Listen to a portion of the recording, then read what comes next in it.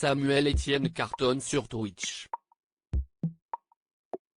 À la fin du mois de décembre dernier, le présentateur de Questions pour un champion lançait sa chaîne sur la plateforme de streaming vidéo en direct.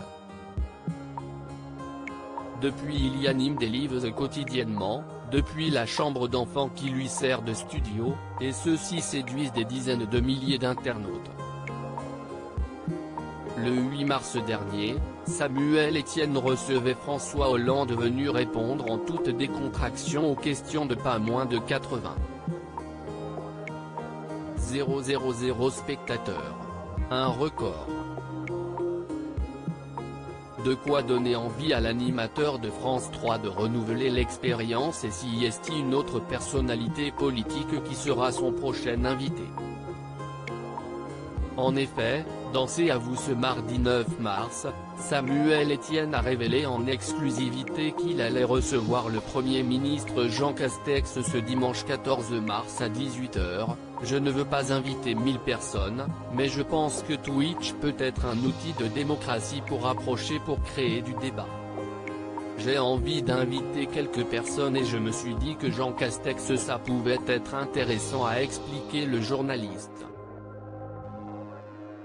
Les chroniqueurs du talk-show de France 5 ont cherché à savoir si Jean Castex avait accepté tout de suite de se prêter à cet exercice. Samuel Etienne a fait comprendre qu'il n'était en réalité pas à l'initiative de cette invitation. Beaucoup de personnalités politiques trouvent cet espace d'échange intéressant. Ce sont plutôt les gens qui me contactent pour me dire qu'ils veulent passer une tête, a-t-il précisé. Lors de cet entretien, Jean Castex pourra ainsi répondre directement aux interrogations des Français concernant la crise sanitaire mais également tous les sujets qui font l'actualité du moment. Peut-être se laissera-t-il également aller, comme François Hollande, à quelques confidences sur sa vie privée.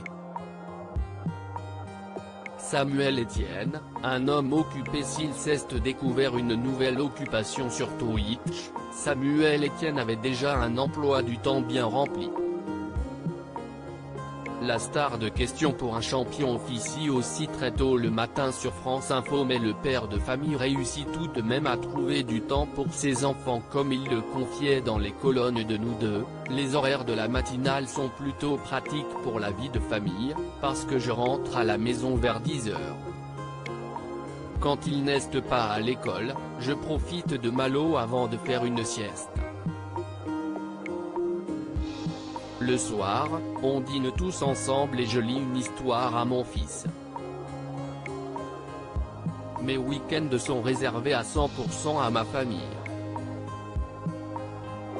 Au quotidien il peut aussi compter sur sa femme Ellen qui lui est d'une précieuse aide à la maison.